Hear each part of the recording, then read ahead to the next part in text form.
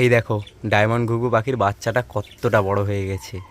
তো বাচ্চাটাকে কি আলাদা করে দেব আজকের, না আর 2-4 দিন রাখবো? না থাক, আর 2-4 দিন থাক। তো দেখো কতটা বড় হয়ে গেছে না? ওরে ভাই সাব, আলাদাই আলাদাই। আর এদিকে হচ্ছে খাবার আর জল দিয়ে দিয়েছি। এই দেখো খেতে চলে এসছে এরা।